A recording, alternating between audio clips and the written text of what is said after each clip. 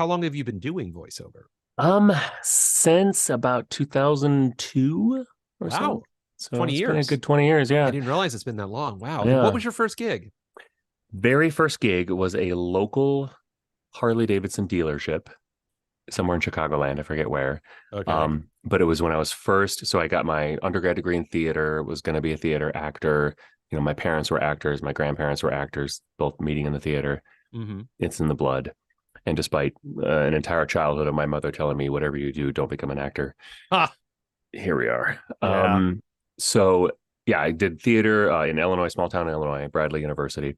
Then I moved to Chicago, as a lot of us did in that area, and was pursuing theater, auditioning for the big guys, Steppenwolf and Goodman, but also doing lots of small storefront theater, like there is lots of in Chicago.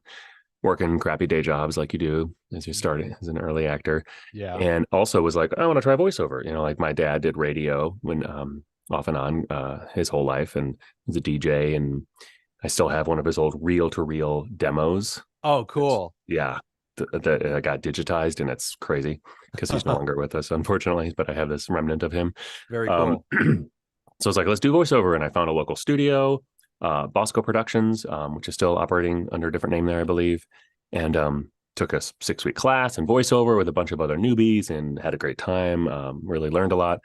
And then also had my demos made by them there. Hmm. And then throughout that process, it was a working studio. So they did a lot of other things, and they would sometimes have students audition for things that came through.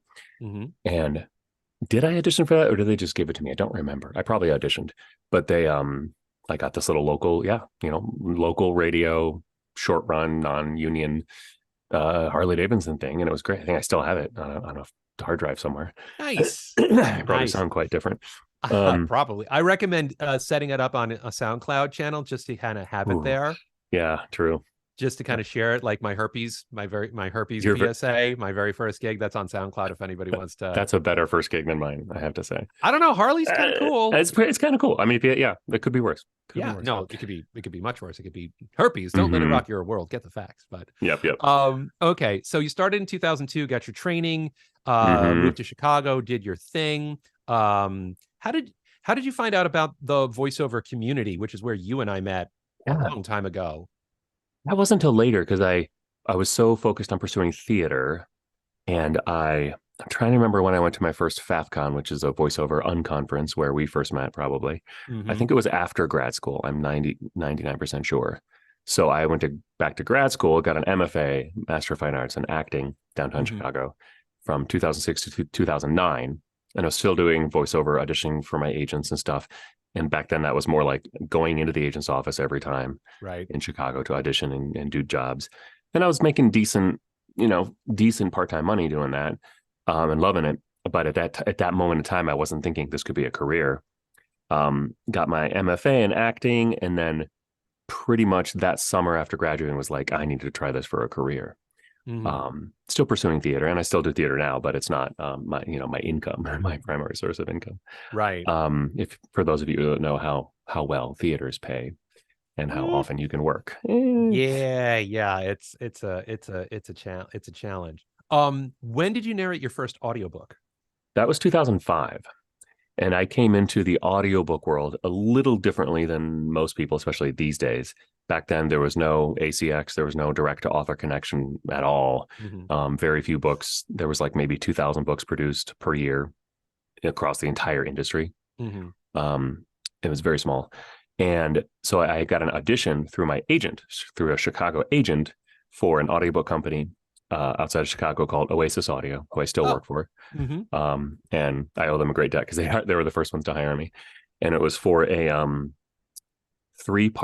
3-book series, 500-page books, Mm-hmm. historical fiction, kind of a retelling of the Robin Hood mythology Oh, fun. in a slightly different way. Yeah, it was a fun story, but it was all, and this is what I now know, it was the entire book they wanted in a British accent. Oh And boy. I can do a great British accent for characters here and there, or whatever. Or Right. for stage, I did a stage production of Clue recently, where I Yeah, played I saw Wadsworth, that the on butler Facebook. That looked like character. fun. Yeah. So much Wait, fun, who and I who was did you obviously play? his name was Wadsworth, the butler character, the Tim Oh, Curry you were the character. butler. So British, very very refined British butler, and I did that, and that Sure. was great because it's different. Yeah. But we have tons of Brits in the industry, and if they want somebody whose native accent is British to do an entire book, even third person narration, like they're going to hire a Brit, as they should. Well, casting trends culturally have changed a lot since 2005, so that probably wouldn't happen these days. No, it wouldn't, and it shouldn't. And no, I agree. I've turned things down for those reasons, and maybe I should have at the time, but back then as a newbie, it was a different time. It was a different time. So I said, great, yes, I'd love to do this, and I auditioned, did my best British accent, got cast, and then went into their studio, for 5 straight days, 8 hours straight recording, however long it took. And it was super, super hard. But I was like, I really love this. How many hours was the Robin Hood book? Oh gosh, I don't remember off the top of my head. It was at least 14 or 15 finished hours. Oh, so it was a long time. Long. Yeah. They were my long first books. one was Danielle Steele, which was, and I narrated the abridged and the unabridged. Yep. It was 4 days at Brilliance Audio in Michigan. And all I could do was go back to my hotel room, sip tea, and curl up in a ball. Mm-hmm. And I did a terrible job too. Well, I narrated one of hers as well. Yeah. And I was like, we got done with it, whichever one did it first. And I'm like, we have to do it again. Yeah. Isn't that crazy? Crazy, right? But anyway, cool. Oh, well, you know what? Let's pause there. We have our first question. Okay. Richard Savage asks, he says, hi, I've been a VO for many years doing mainly corporate, but I'd love to do audiobooks. I live in the Czech Republic, so I'm outside the regions covered by ACX. So any ideas how I could get into it? Before you answer that, Adam, I will say that there are many audiobook online casting sites that are not ACX. So I'm assuming, Adam, you're going to recommend a few of them for us. Mm-hmm. Yeah, it's tough being outside of the US because so ACX is owned by Audible, which is owned by Amazon, and they've got lots of rules regarding things. So yes, you can't audition through ACX and produce a book kind of through them if you're in another country. Now, that being said, you can still connect with authors and have them distribute their books through other platforms, such as Spoken Realms, run by a very fine gentleman named Stephen J. Cohen. Authors Republic is one of them. Findaway, interestingly, as of this week or literally mid last week, yep, is no longer going to be doing production, meaning connecting authors and narrators and producing work. They'll still, as far as I know, they'll still be doing distribution. Right. So if you have an author who's like, okay, I'd love to hire you to do this book, who do I distribute it with? You could send them to Findaway and say, read this page, and make your choice based on their options. But Findaway has pretty much been absorbed by Spotify, right? Yeah, right. And Spotify also bought one of the leading AI voice companies out there, so that's another ball of wax we can talk about. Did they buy Deep Zen? I forget, but I think it's Deep Zen. I forget which one they bought. Okay, I don't think it was 11 Labs, or if it was Deep Zen or a different one. But we could talk about AI a little bit later. Absolutely. So. And also being outside of the country, you still have the option to, get some coaching, get some great demos made, and work directly for some of the publishers or production houses. They hire people outside of the country all the time. I'm not sure how the exact, taxes and financial VATs, all that stuff works. But I do know people who live in Spain. Like I know a guy who moved recently to Spain, Ralph Lister. I don't know if you know him. Yeah, he moved to Barcelona or somewhere, and he's still working from Spain. Wow. Just fine. Okay. Yeah, he's English originally. He wasn't American originally. I think he's English. Okay. All that to say, you can still apply for and probably work with a company like Brilliance that Tom mentioned is they're a production house. Blackstone Audio, Tantor Audio. There's a couple other ones that produce books for a lot of small to mid-sized publishers. Then there's what we call the Big Five, which are Penguin Random House, Simon & Schuster, Hachette, Macmillan, and HarperCollins. They produce a lot of work. And I'm pretty sure they can hire you anywhere in the world. I think so too. Penguin Random House has its own casting platform called Ahab, which everybody can check out. And Macmillan has its own casting platform. Is it Bard? As far as I know, they just have an online form that feeds into their database. I don't think it's public facing. I may be thinking of another one. It's either, it may be Dreamscape. But that's another place. Hachette's another place. So Mr. Savage, there are lots and lots and lots of options. The first and foremost thing before any of that, get training, get audiobook training. It's a very specific genre.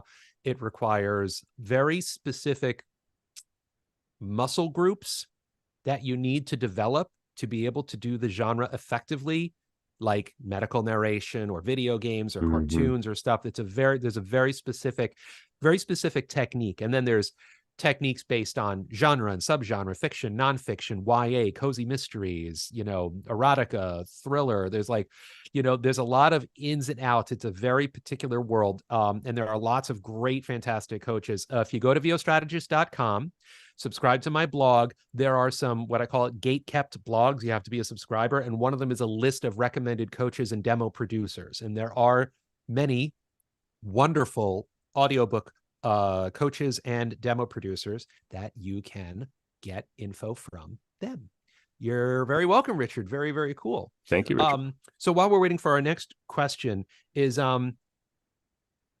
a few years ago, I don't remember how long ago, maybe at least 5 or 6 or 7 years ago, you asked me to do some business coaching for you. Mm-hmm. So we were working together for a little while there. And one session you came to me, I'll never forget this. And you said, I'm afraid to go to my commercial coaching class. I'm afraid to work with my coach. And I'm like, why? And you're like, I'm just kind of dreading it. And, and so we went back and forth about it. And I asked you, I'm like, why do you think you need to go? And you said, yeah. At the time, I don't remember exactly what I said, but I'm like, well, this work pays a lot of money. And I have this expensive commercial demo that was made multiple times over. And, this is what I need to do to be a successful voiceover artist. And I said, no, you don't. Yep. I'm like, and I said, Adam, what do you want to do? What do you want? And you said, I just love doing audiobooks, even though it pays less. Yeah. And then I said, do audiobooks. Yeah. So at that time, that was at least 5 years ago. 6 years ago. Yeah. It was probably more like 50-50 in terms of my income. I was probably making 50% of my income doing industrials and e-learning and commercial work through agents and on my own, and about 50% doing audiobooks. And since then, just every year, both intentionally and naturally, that has shifted until now. I would say 90 to 95% of all my income is audiobook specific. Right. And are you SAG-AFTRA now? Okay. So for those of you who aren't aware, SAG-AFTRA, I'd say the voiceover union. It's not. It's a performers union that voiceovers can be a part of. There are CBAs, or collectively bargained agreements, which is just a fancy way of saying contracts. And there is specifically an audiobook contract, which states if you're SAG-AFTRA, or if you're doing a SAG-AFTRA audiobook project, you get paid a minimum pay per finished hour, which is how many hours it takes for the listener to enjoy the audiobook. So I should point out there, Scott, Tom, you said there was there's not just one audiobook contract. There's like 65 of them. Yes. Because unlike it's all per company, unlike our SAG-AFTRA brethren and sistren and brethren who are on sisters family who are on strike right now. That's because there's one contract, the TV theatrical film contract, that they're on strike for. Whereas under our arrangement, every company has a different and unique contract, which they've negotiated with SAG-AFTRA. It'll be this, it'll be that. Here's the minimum. Here's the prerequisites. Here's the amount of hours and this and that and all of that stuff. Yeah. Correct me if I'm wrong. The minimum SAG-AFTRA is per finished hour is it $225 per finished hour these days, or it varies per contract? It's different on it's different. The lowest I know of. And we're not supposed to share exact numbers, but if I don't tie it to a company, I won't say which company. The lowest that I know of off the top of my head is like $196. The most I know of is maybe $260. Okay. Yeah, that sounds about right. There might be one or two that are $300. Right. But I bring this we say up, average $225. Yeah. So let's say $225. I bring this up because if you do the math of it, I'm sure, and Adam will answer this, that Adam has done the math. He has crunched the numbers. He has analyzed the data to figure out specifically how many finished hours of audio can he output in a day, but probably more importantly, in a week. On average, how many finished hours can you crank? So do you know off the top of your head, how many average finished hours can you crank out in 1 week? Yes. So let me back up, if I may, just to explain this whole finished hour thing a little bit, in case anyone is completely confused as to what this means. So unlike a lot of voiceover, this isn't paid in like a per studio hour or a per work hour rate. The publishers will pay you, if it's to use easy numbers for math purposes, if it's a 10 finished hour book, that will be around 100,000 words, because there's generally about 10,000 words per finished hour. So a publisher or a narrator can look at a manuscript, do a word count, and say, this is going to be 10 finished hours. And again, just to use easy numbers, if the rate was 200 per finished hour, you get paid that $2,000 flat. And publishers, they don't care. In a sense, they don't care how long it takes you to produce one finished hour of audio. It could take, I know some narrators, it takes them 3 hours in studio time of breaks for water sipping and bathrooms and whatever and tummy noises, 3 hours to produce one finished hour of audio. And they don't care because they're half retired. They take their time. They only do a book a month. That's fine. No one cares. You can still be super professional and award winning and recognized, whatever. Some of us, though, who are like, I am supporting a family of 5 on solely audiobook income. I would like to do as much as I could. We have that pressure behind us. Yes. So we are like, well, how can I be the most efficient with my time and therefore make the most amount of money? So the more efficient you are, and they say kind of rule in the industry is they expect a professional narrator to be able to narrate at a 2-to-1 ratio, Right. Meaning 2 hours of in-studio time for 1 hour of audio. I'm closer to what is the math on fractions like that, but 1.5. If I record for a full hour, I can have 45 minutes of 50 minutes if I'm good that day of audio, because it's just less mistakes, less stops, stuff like that. Punch and roll. Punch and roll audio, which we can talk about in a sec. Yes. So my goal is always to do, on average, 2.5 finished hours per day. Okay. So you need roughly 4 hours in the booth to get that number? About that. I record I'm in my studio from 9 to 5 every day, but that's including, newsletters and marketing and responding to emails and invoicing and all the admin. Plus, and this is the part that's not included in the finished hour, prepping the next book. Yes. So you have to include that as every time you're given a book, you need to pre-read it. You need to either research pronunciations, which we'll talk about. If it's nonfiction, you need to decide on character voices or look up their other stuff. Or if it's a series that other narrators are on, you got to listen to their stuff. So there's all this pre-work that I do. So I take a 2-hour-long lunch where I eat lunch, and then over coffee, I prep the next book. Also gives my voice a chance to rest. So I'm not recording like 8, even though I'm in here 8 hours. It's not 8 hours of recording every day. Right. Now, that being said, at Brilliance, as you mentioned, there are times, and I've been also here in studio directed by a director from Penguin Random House out in LA. We're in the studio 8 hours. And yeah, we'll take an hour lunch, but it's 7 straight hours of recording, no breaks. Yeah. And I can get 6 hours of audio done because I'm forced to be so focused. I'm actually much more efficient when it's that hardcore. It's also not good for your voice to it's do not that. Ideal, no. Completely, if that's all you're doing, Yeah. So my personal goal, 2.5 finished hours a day. Again, on average, that would make me $562 per day. On average, that's assuming the average rate. And then 5 days a week. Right. So what Adam is talking about is his pipeline.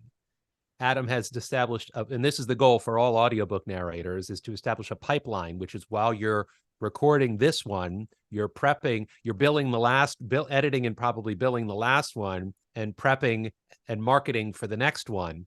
So to have this constant flow. So the blue collar, we're all, the white collar audiobook narrators are pretty much, some of them are booked out many months in advance. So they just know, especially if they're starting to land series of books. You got a 3-book series, you got a 5-book series, and they know that this, and also having to line up what the release date is of those audiobooks, because often there's a same day release of the audiobook with the hardcover or the paperback. Sometimes, and I've noticed this also, sometimes they release a little earlier, sometimes they release a little later. It varies depending on the publisher. Also the visibility. If it's like a James Patterson or a really, really big audiobook, a really big author, that's probably going to come out same day, right? And the problem with this pipeline, it's a great in theory, and it's nice to know, I'm usually booked 1 to 3 months out, anywhere between 1 and 3 months of work, but that's all kind of tightly scheduled. And you can't really leave a lot of flex times because that's money you're not making. However, there is a trend in the industry, and it seems to be getting worse. Maybe it's just me, where the manuscripts are often delayed. So as an example, just last week, there was a book I was slated to start recording, had been on the calendar for months to start recording at 9 a.m. They sent me the script at 8 a.m. Oy. Now, granted, they had sent me what we call a prep script, which Mm, in my view are kind of pointless because I can't mark up and use the prep script right. and then have to do it again, like double the work on the actual script. Hmm. So it actually creates more work for me to have like an early edition of the script because it'll change then when they give me the final script. Hmm. They think it's helpful and they're doing their best, and it's not often not the audiobook producer's fault. It's the author's fault, or it's the print publisher's fault, Hmm. whose audiobooks are the last on their mind. They're like, our book's releasing in a month. Oh, that's right. We should probably think about the audio version, you know? Yeah. And How about meanwhile, that? the production house, somebody like Tantor or me, is sitting over here like, where's the script? Where's the manuscript? So pipelines are easily disruptible. Hmm. There's also this little thing called sickness. Yes. So Yes. But voice actors can't get sick. I I know, learned that a right? long time ago. We cannot get sick. We just can't. We're good actors. We pretend we don't. I often, when I'm sick, I often have done this. I'll do an imitation of myself not sounding sick. And sometimes it actually works. I'm not kidding. I'm not But kidding. can it work for, An 4 audiobook? hours of Oh, no recording way. every No. day? But for like a commercial or an Sure. explainer that's going to be like, it's all going to get done in this one shot, I can kind of, also there's a little more latitude. It's like, okay, I can sound a little deeper than normal on this spot because it's just me doing this spot. You know what I mean? Exactly. So yeah, if I have to like take and I've gotten very familiar with my body and how a cold function, affects my body, like intimately familiar. Right. And there's some colds, if they're not too deep, that I can kind of work through. But there are ones where I'm like, I literally sound like a frog. And there is no frog character in this in Right. this book. Right. And I have to take a day or two off, and then that throws off the schedule for 6 books, a month and a half out. And And I that's have why you to need to email. pad your schedule. That's why you have to pad your schedule I try, as but much as you can reasonably. yeah. So, But that being said, that's why 2.5 finish hours a day is average for me. I can knock out 4, like if I have to, if it's a deadline, and I'm like, this is gonna be right. late, unless Our friend Richard has another question. Do you mark up a paper script or use a digital version? I know what I used to do, and I know what I do now. So back in the day, let's tell a story about back in the Upon a day. time. When I got started in 2005, yes, the publisher gave me a stack of single-sided 500-page manuscript. And then later they would FedEx them to me in this giant package. Yep. And yeah, I would mark up a physical script. I would highlight, I would write in the margins, do all the prep I needed to do. And then half the work of narrating was learning the skill to absolutely quietly pick up pages one at a time and move them to the side without making any paper rustling noise that picks up on the super sensitive mic. Yep. Nightmare. Yeah. So it was 2009 when when I stopped grad school, made the leap to full-time voiceover. That's when I bought my first tablet, and they were relatively new at the time. It was some janky, Galaxy Android, one of the first Galaxy Android tabs. It was terrible, but it was enough to read a PDF, which is all I needed. So these days, no one reads on paper that I know of anymore, and they send you a PDF. We use the most popular program in the industry for that is called iAnnotate. It's on the iPad. There's other ones though. I actually prep on my phone because it's just easier. I can do it wherever I am. I just pop up it on Adobe Acrobat on my phone and read through and highlight and make little markings. And then it's in Dropbox. So then I just sync it and it opens right up on my tablet, which is right here on iAnnotate. And then I read from there. And it's so much easier. Very, very cool. And this segues great into you talking about pronouncology. Yes. Which is something that you invented. So while I'm putting that in the chat box so everybody can check it out, tell us about why and how you made pronouncology. So the question of research in the industry is a big question, because if it's usually nonfiction, but it can happen in fiction too, like historical fiction or something, we want to be able to pronounce all the words we're seeing accurately. Some companies like Blackstone, bless their hearts, Penguin Random House, some of the companies do the research for you. A few of them even have like not full-time, but they have on-staff research people, and they'll provide you with a list of pronunciations. And that's wonderful. That's how it should be. Because like, it's kind of like hiring a plumber, and then they're there and you're like, oh, also, can you reupholster my couch? Like, it shouldn't be our job. Oh, and by the way, do it unpaid. It shouldn't be our job. Like, we're not trained linguist, librarian degree people. However, the industry has come about back in the day when it was small and intimate. It's a lot of companies just expect that you are responsible for the research. And being actors and needy, we're like, well, I don't want to lose this job or turn down this book because there's an amount of research. So we do it. and there's actually, I don't know if you saw that discussion, Tom. There's a big discussion thread on one of the social media groups recently all about this, how the union can maybe get involved down the line and make certain things met, where if they're not going to do it for us, they at least pay us for our time. A few companies do pay us for our time, but it's peanuts, you know? Yeah. So as an example, I did a book recently for one of the big five. I won't name which one, but one of the big five publishers who should pay for this kind of thing. It was over 1,000 terms of English, French, Latin, German. It was a biography of Karl Lagerfeld, the fashion designer. So place names, personal names, and not always famous people's names, like stuff hard to find. And it took me 30 hours of my time. I kept track. 30. I had to give up my entire weekend with my family, spend all day in front of the computer researching. And I also paid another researcher a couple $100 to do a first pass, and do stuff that he didn't have time to do the whole thing for me, but he was able to go through a first pass and find some hard stuff for me. So I paid out of my pocket a couple $100, 30 full hours of my time. And if you look at that as a per finished hour rate, you know, I could have narrated 20 finished hours in that time. Yeah. And made, do the math, X amount of money. A lot.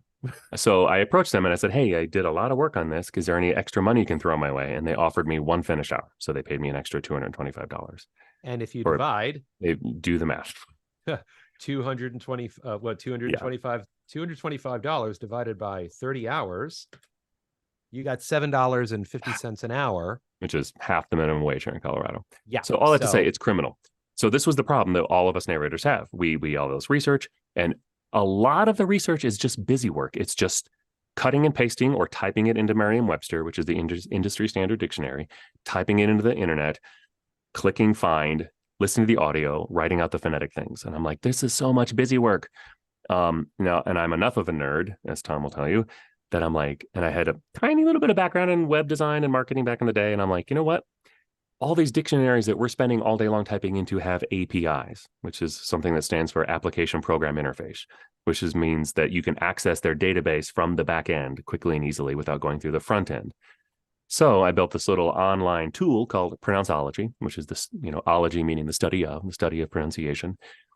And it does a number of things, but the cool streamlined thing it does is if you can take your PDF that you've highlighted with all the words you need to look up, you upload it to Pronounceology.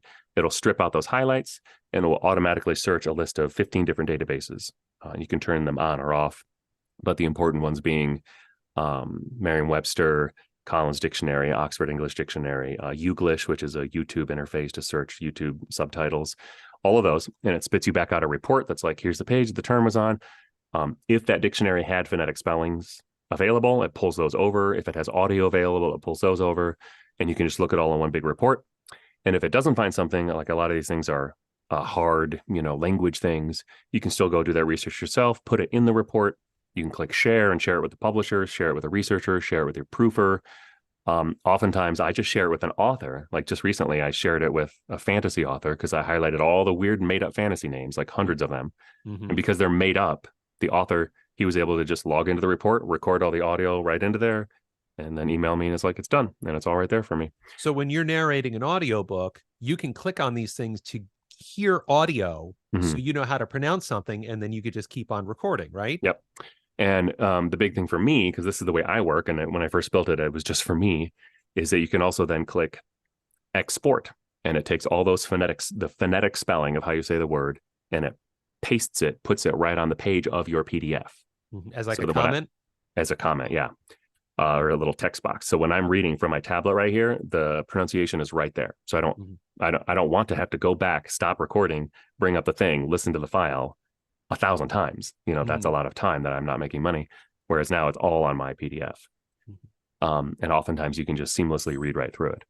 So Penguin Random House is our main corporate client. All of the directors have a corporate subscription, and all of the directors have access to it, and they use it for their narrators. Very cool. Yeah, works for some people. Some people it's not their workflow, but and we're always improving and we're always adding new things. So yeah, if there's one thing for those of you who are listening to take away from this, is that everybody needs to develop their own workflow to be able to develop their project management skills. Project management, my definition of it, is everything that happens from the moment that the audition hits your inbox to the moment that the check clears. Everything in between is project management. Effective voice actors have developed systems so they don't have to reinvent the wheel every time they need to do an audition or do a booking or send an invoice. This is the difference between, frankly, amateur voice actors and professional voice actors. It's not talent, and it's not experience, and it's not credits. It's the ability to do the grown-up poopy stuff, that is all the project management stuff, effectively and consistently. So if yes, you should have talent. You must have talent. You should get training. You should get a professionally produced demo. You must have a website. You must have a home recording setup that's of acceptable quality standards. But this, oh my God, I got this audition. What do I do? Oh my God, I booked it. What do I do? If you can't do, I'll put it to you this way. Johnny Heller and I were, he does his audiobook narrator retreat every year. And I was a panelist this year and a coach, and I was last year. And we got in this fight in front of everybody on the panel. And he's like, your talent is what books you the next audition. I'm like, no, your first audition. I'm like, no, it's your project management skills. And Iris McElroy said, you're both wrong. Your talent will book you the first gig with a client. Your project management skills will book you the second gig with that client.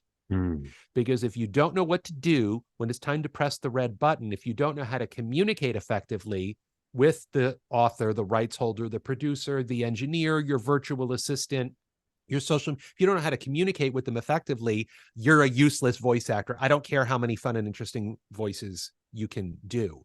So he selfishly created Pronounsology to develop his project management skills and grease the skids of his workflow so he can be as efficient as possible, so he can book as many audiobooks as easily as possible, so he can make as much money as possible. And I'll add to that anecdote. One of my favorite anecdotes I share about the voiceover industry in general was back when I was first getting started in Chicago, and I got my first big agent, Grossman and Jack. I don't know if they're still there, but at the time they were one of the top union talent, agencies in the city. They did on camera and voiceover, a lot of union voiceover stuff. And I was auditioning and not getting much. I think I got one nice gig with them, but not much. And they had a booth operator who was basically like would direct your auditions. What a concept. It's so amazing. Oh God, I missed that. She wasn't an agent. Her name was Vanessa, blanking on her last name, but God bless you, Vanessa.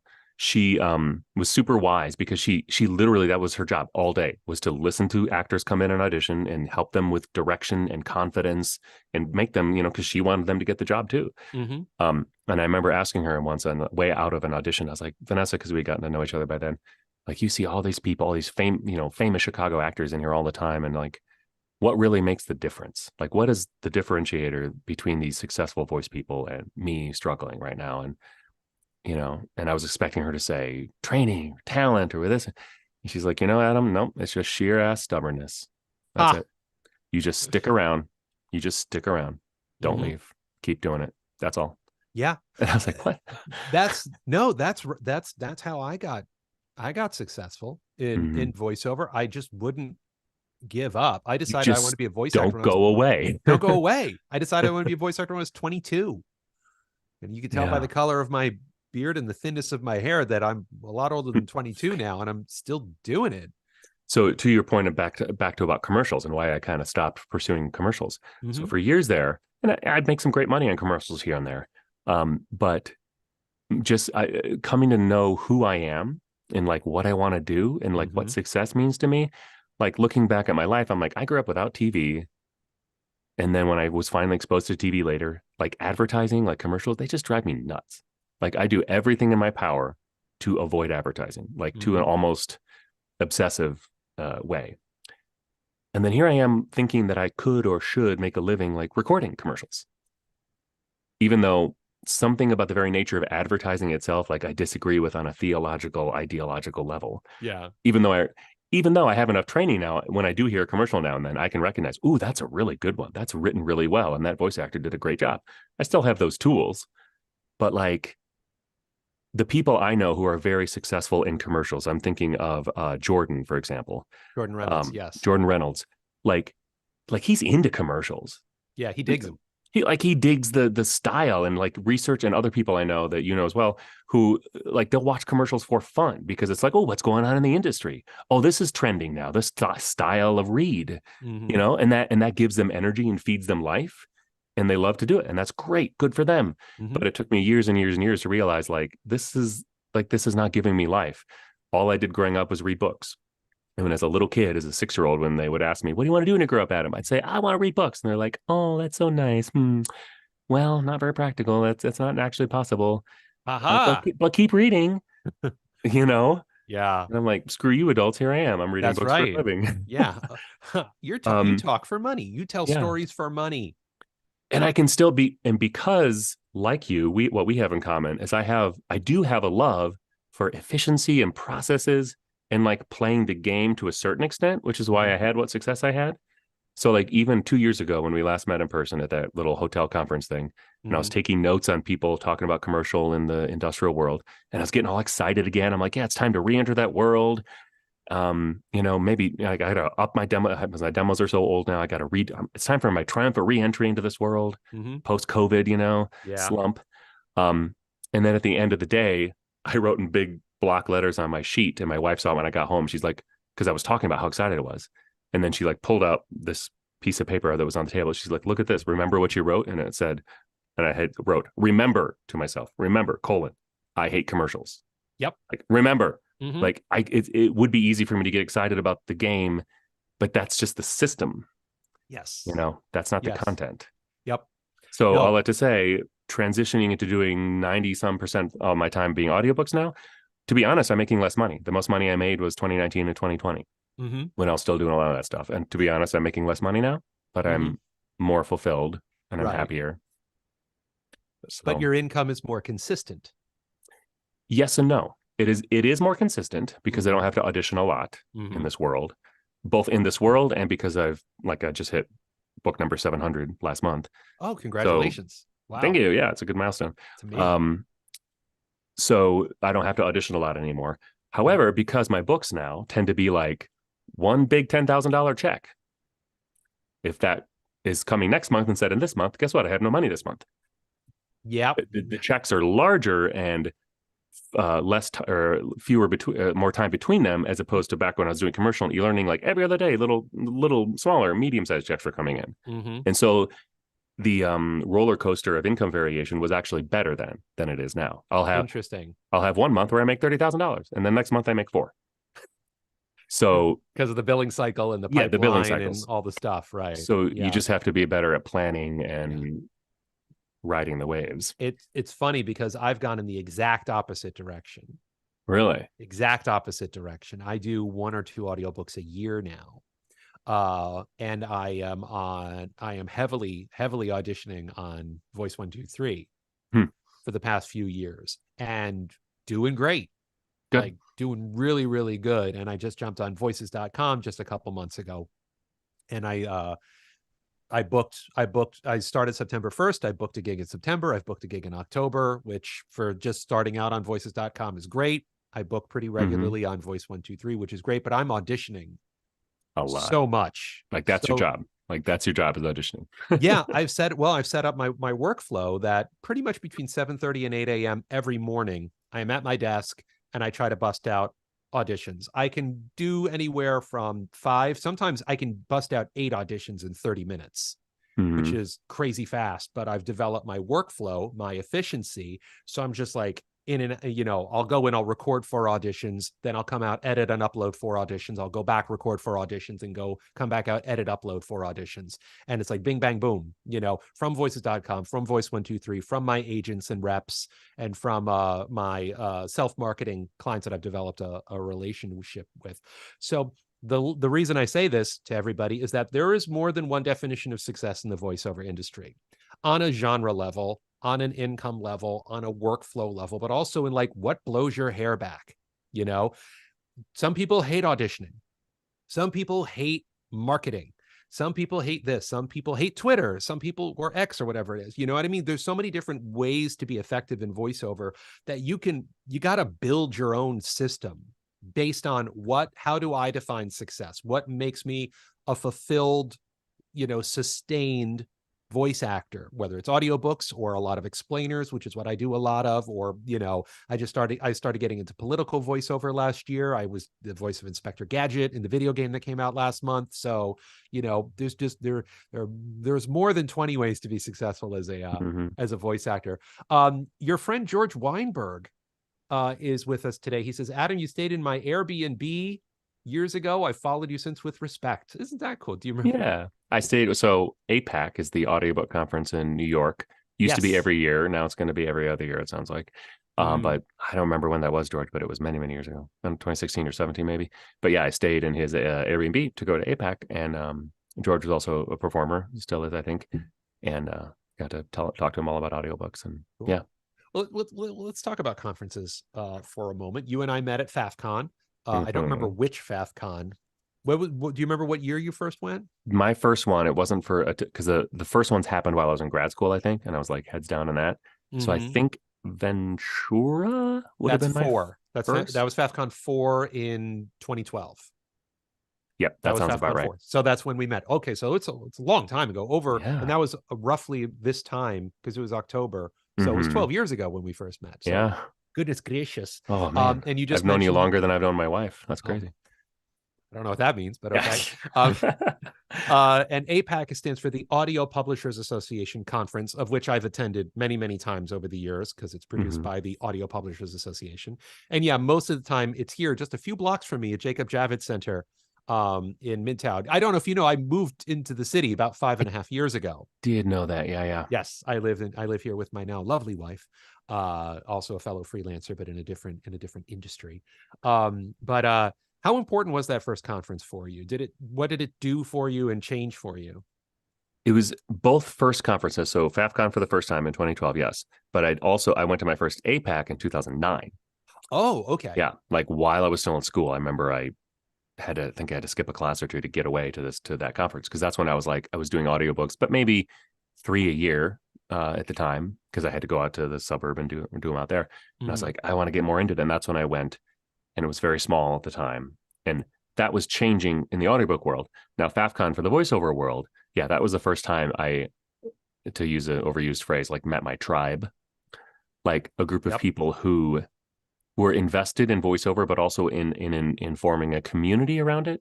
Because the people I had been exposed to at that time, were fellow union actors in and out of the agent's office in Chicago. And all of them were more interested in doing the ER, whatever, stuff that came through town, being on camera or auditioning for Steppenwolf. They're all involved. They're more interested in that kind of thing. And they're like, if I can make a little bit of voiceover money on the side, sure. So and there wasn't a community really at all.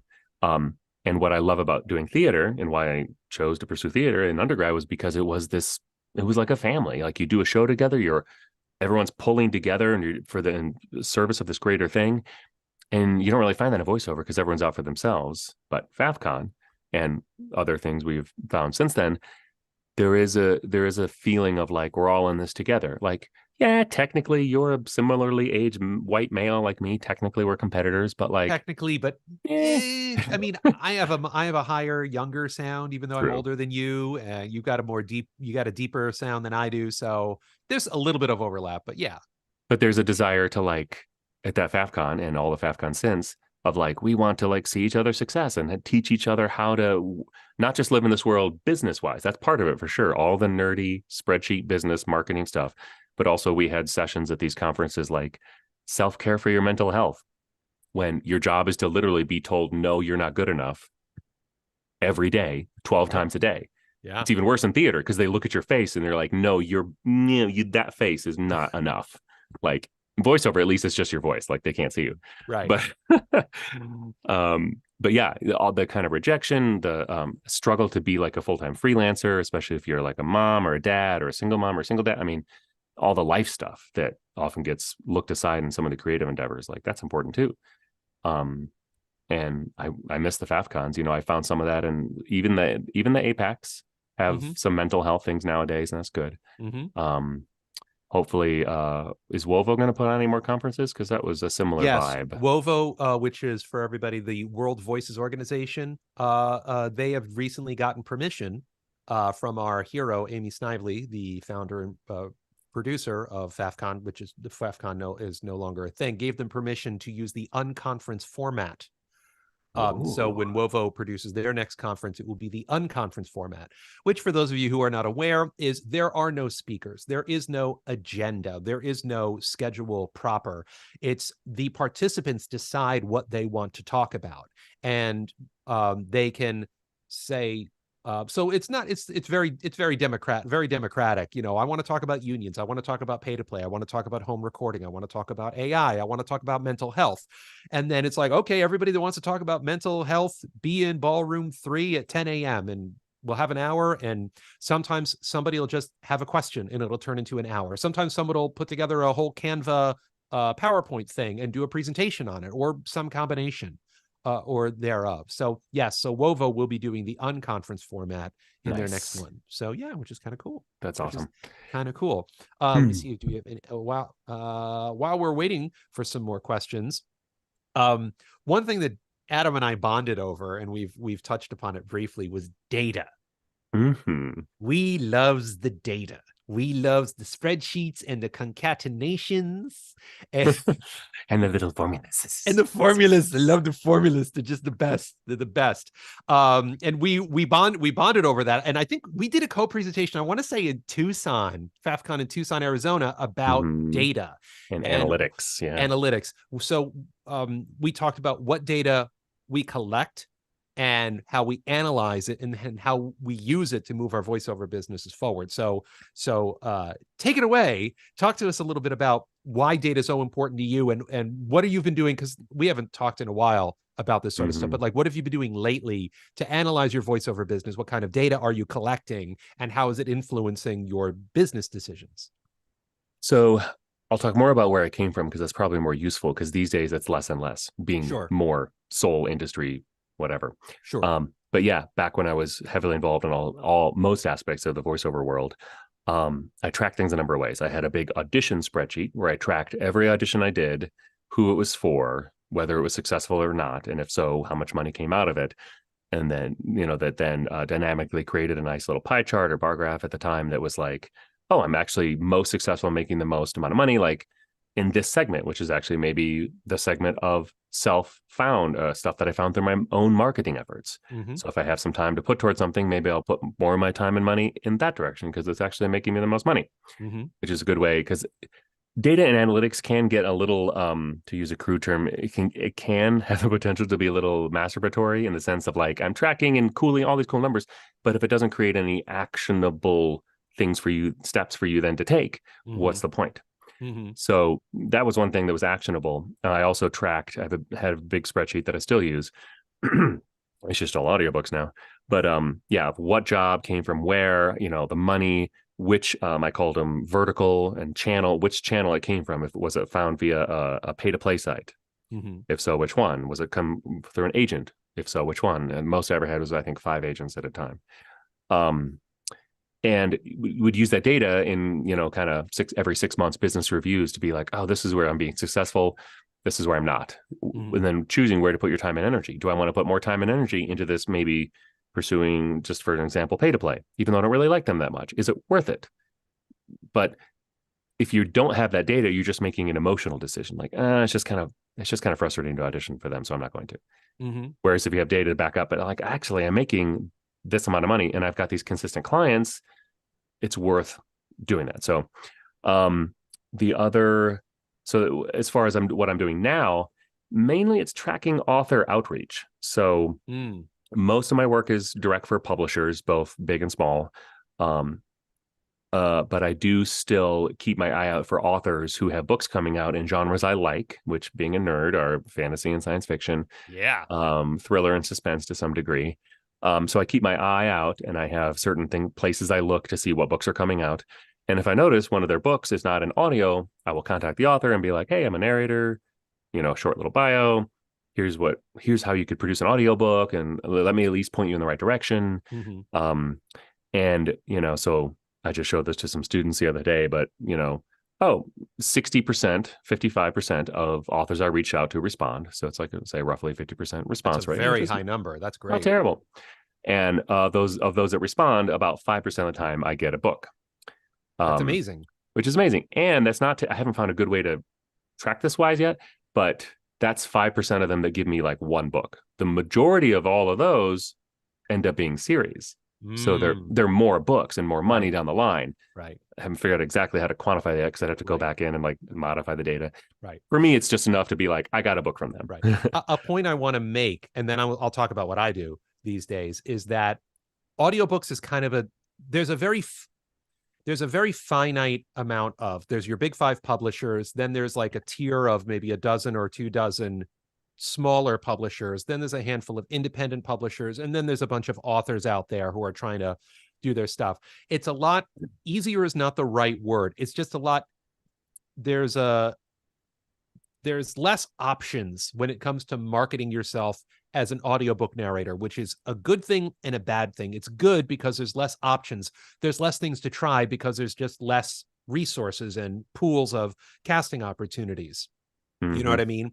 As opposed to, I want to do commercials, and then there's representation, there's casting sites, there's advertising agencies, there's marketing firms, there's social media, there's blogging, there's just almost too many ways to try to potentially cultivate clients. So it sounds like your data collection and analysis has gotten a lot simpler nowadays because you're focused on primarily one genre as opposed to commercials, explainers, medical, cartoons, or whatever, right? For sure. Yeah. It's just one vertical for the most part. I track new authors. One thing I recently started this year, because I had been slacking on it for years, mainly COVID years, was I gotten to a certain point in my career where it's like honestly, like I've worked for every publisher out there. Some of them maybe only once, but like there's no new publishers to contact. I've contacted them all. Some of them every other month for 15 years. So I went more toward the like, I'm just going to send them a newsletter. So I have a list of 60 publishing professionals, which is about the most you can get in the industry. Yeah, it's about right. Basically, the back of the audiophile magazine. Basically, that ends. If for those of you who are trying to figure out how to market yourself and who to market to in the audiobook industry, get one copy of Audiophile magazine, or better, subscribe to it. Open up the back cover, and inside you're going to see a list of the publishing houses. That's almost all you need to know. Yep.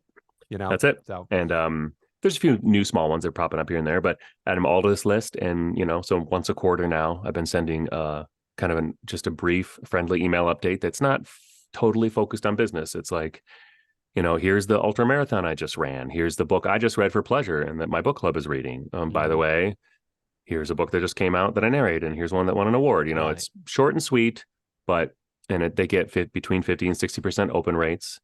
No one is unsubscribed, which is really cool. And even if they don't open it, like I know that they see my name in their email inbox, which is still a win. This is what Adam is doing. He's demonstrating his value and his humanity, which is extremely important. Demonstrating his value as in what genres he narrates, what dialects he can do, what equipment he can do, what titles he's worked for, if he's won any awards, which is all very important. But also, who is Adam the person? Because people work with people that they like. And also, Adam is an experienced marathon runner. I know this. Who's more qualified to narrate a book about marathon running or a fiction book where the main character is a marathon runner than Adam? So by demonstrating your humanity and your personability, it increases your castability. So I want to quickly talk about some of my data stuff, because see if any of it interests you. And then we're almost out of time. So we've been talking for almost an hour. My goodness. So the initial spreadsheet that I've been working with since 2005 or something like this has a lot more stuff on it. So it tracks every penny that goes in and out of my business. But I've created columns. There are 3 portals in the voiceover industry for casting opportunities: representation, RE, online casting sites, OC, and self-marketing, SM, which is broken down into direct marketing and indirect marketing, DM and IM. I say these acronyms because I type these in. If I book a gig and I got it through my agent, in this column, I type in RE, and then it goes over to a little table that I've developed where it starts to add up all of it up. So I have that for the 3 portals, all the genres that I do, and currency as well. So by genres: audio description, AI, audiobook, commercial, e-learning, explainer, whatever. But also I track representation, online casting sites, direct marketing, and indirect marketing by percentages in how many how many bookings have I got, not the money. And just to find it is, if it interests you, 6% of my work so far this year has come through representation, 56% through online casting sites, 39% through direct marketing, 23% due from indirect marketing. The reason the online casting site number has gone up so much is because I'm now dropping $2,200 a year on Voice 123, and I'm booking a lot of work through it now. So we've only got a minute or two left. Just wanted to get your thought on quickly your thought on AI. And I ask you this particularly because, as you know, AI is having a very big influence, or at least a very large perceived influence, on the voiceover industry in general and audiobooks in particular. There's a lot of audiobooks narrators who are freaking out because they're afraid that AI is going to destroy the audiobook industry and take all their jobs. So I'm curious what your opinions are on it and what your actual experience has been with it, if any. All right. So I fall into the category of what I call an AI optimist, in the sense that I'm not chicken littling like some of our fellow narrators are, as we've seen maybe online. I do think it'll be disruptive. I do think indeed it will take away jobs from human narrators. Oh, it already has. It already has. And right now, logistically, the big, what do you think, finger in the dike or whatever, the big thing stopping AI from being bigger is Audible. Audible is they distribute and sell the lion's share. I forget the numbers I saw last. At least 90% of all audiobooks sold are sold through Audible. Spotify just entered the market, but they have a small catalog so far. Apple Books, Google Books sell some, but Audible, and they're owned by Amazon, they just have the lion's share, and they do not allow AI voices on their platform yet. And AI voice books have gone up on Audible, and myself and other narrators have found them and like reported them. And like, there's a little community of anti-AI narrators out there on Facebook who, not as a job, but like anytime they see it, they're actively looking for books that are obviously AI and getting them taken down. Audible does not allow them to be sold.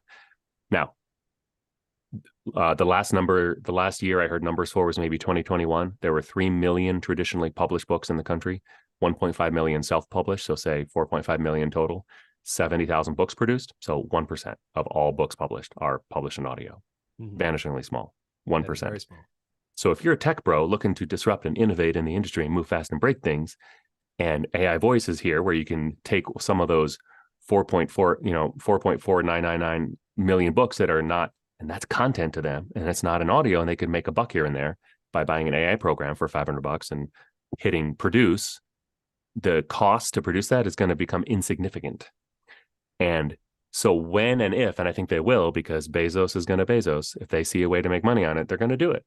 Audible, my prediction is Audible will allow AI books at some point, maybe next year, maybe not for 5 years, but it's going to come, at which point the floodgates will open and the listening public will get trained to listen to crappy audio iBooks. Now, that's from a technical logistical point of view. From an artsy woo-woo point of view, I don't think audiobooks will ever AI audiobooks will ever truly take off, because when it comes down to it, it can only imitate a soul. It cannot tell a story with soul. It just can't, because by its very nature. And if it ever gets to the point where it can, then it has to have legally recognized personhood rights, and we're in a whole nother ball of wax. Then you got to pay it. Like, why would it want to narrate an audiobook for you? What are you going to pay it? Then that's a whole nother seems sci-fi now, but just wait. It's happening. It's already happening. Have you, or would you consider cloning your voice? No. Again, because what I want to do is tell a story. And if I do that, it's not me telling a story. It's an imitation of me telling a story. Yeah. Even if it were to make me money, why? Like, I think that actually does harm to the human soul. To do that. And there are times, like when I came down with partial vocal fold paralysis due to COVID this last February, and literally could not narrate. I'm like, if I had a cloned voice that I could click, finish this book for me, that kind of sounds amazing. Like, I see the draw. Or do retakes. Or do the pickups, yeah. And I see the draw to people's argument about, like, well, what about the visually impaired? And there's all this stuff out there that needs to be in audio that doesn't make financial sense to hire a human narrator. That stuff's going to happen. That's okay. But, storytelling is the oldest art form in the world. 200,000 years ago, when Homo sapiens hadn't left Africa and was sitting around a fire, what were we doing? We were just telling an oral story. So my RD Frou view is that audiobooks, even more so than commercial e-learning and the other voiceover stuff, it is the true original human art form. And that will never be replaced until we can create artificial humans. And we're already capable of creating humans. It's called birth. Like we already do that. Right. I don't think we're ever going to truly create an artificial construct that can tell a story. And to your point, on Saturday, I taught a workshop to 30 students and I played them 4 different samples of narrators and just to get their feedback, different styles, different things. And without telling them, I slipped in an AI voice that fooled them all. They all thought it was real, except for the co-host, who's the only other experienced performer. Right away, she's like, that sounded awful. Completely telegraphing everything. It sounded fake. The other people they're all new to performing at all, like all brand new. They were fooled. But in listening to a book length fake voice, even as good as it gets, I just can't see it ever being truly successful. I think it will take away work from new narrators.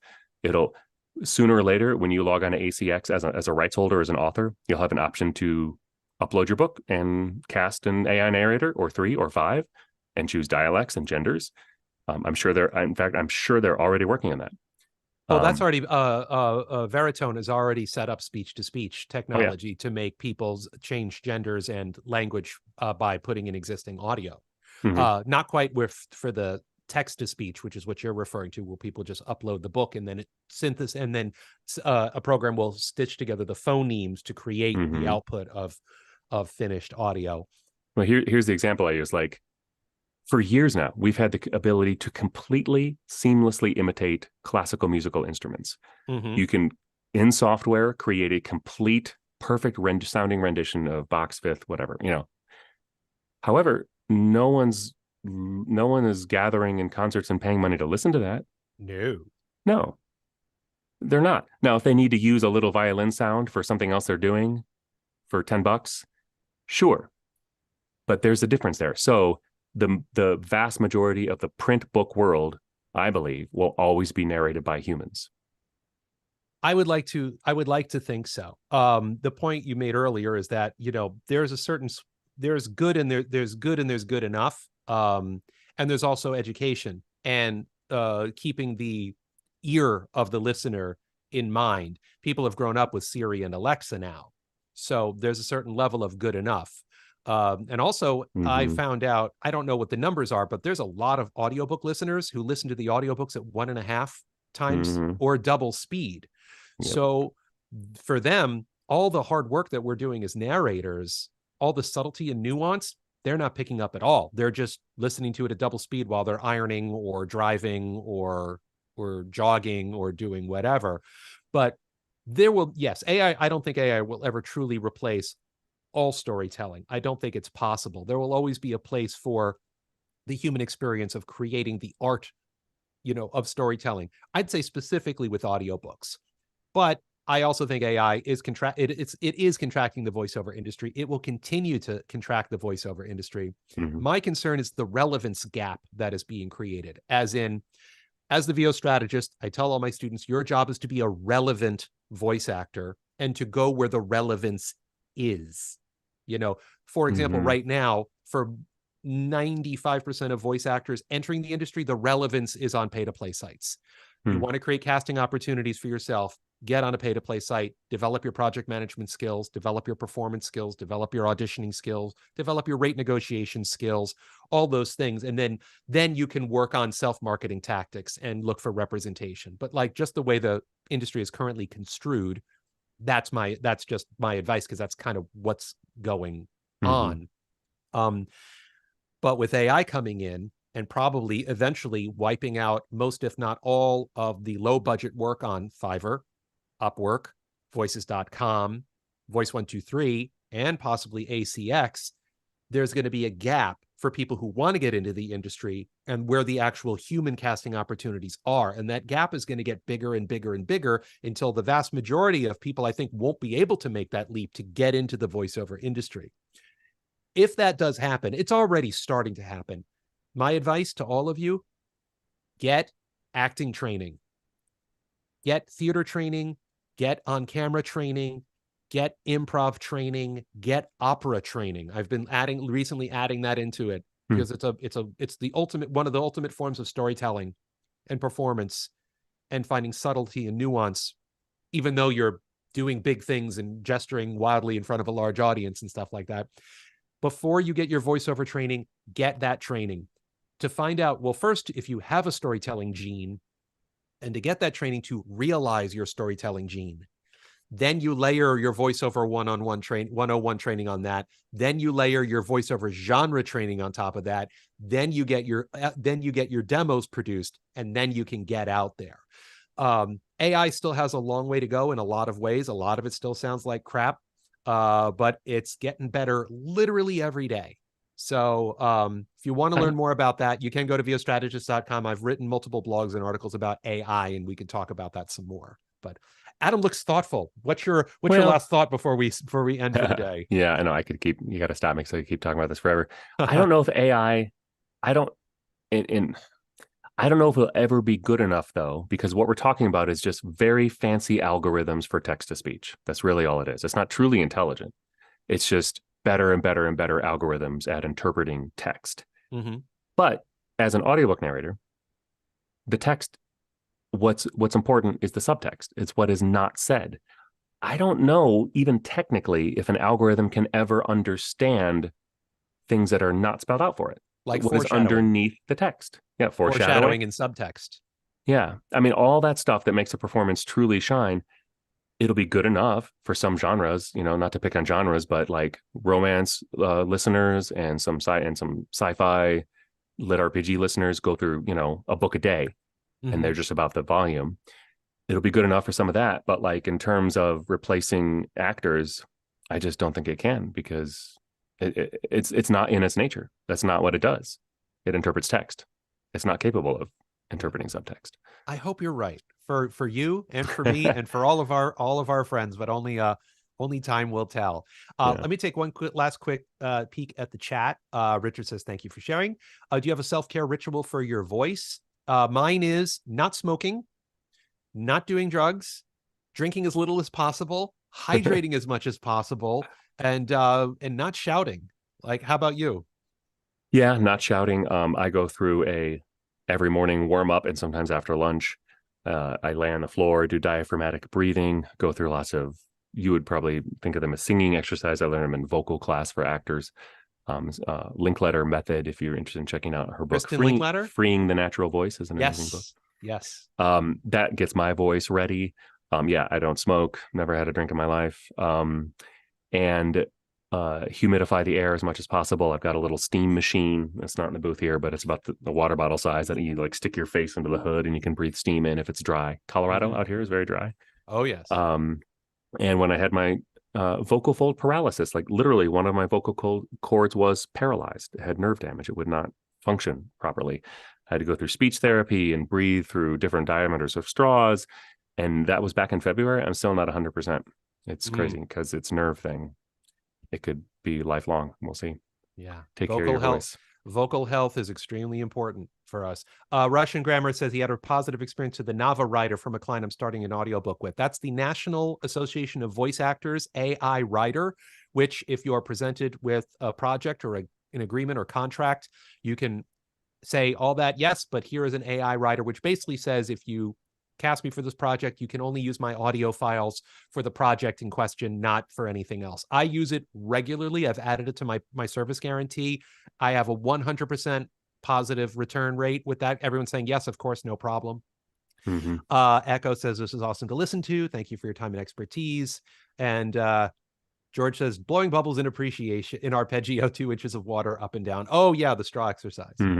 All right, we are way over time, but man, this was so great. We could probably talk for a lot longer, but we do need to wrap up. Adam, tell us where we can find you. You can find me at my website, so adamverner.com. That's kind of everything voiceover. And then adamvernernarrator.com is audiobook specific. You can send me email at adam@adamverner. Is it okay to plug my own coaching services? I desperately want you to do it. So again, I kind of took time off during COVID and life and stuff, but I'm getting back. I taught a lot of classes back in Chicago at the acting studio there and here at the Denver Center for the Performing Arts. So I'll be getting more stuff up on my websites about one-on-one coaching, demo creation, both in industry stuff, audiobooks, one-on-one stuff, marketing, all that good stuff. I'll be doing more coaching in the future. So hit me up if you're interested in that. That's awesome.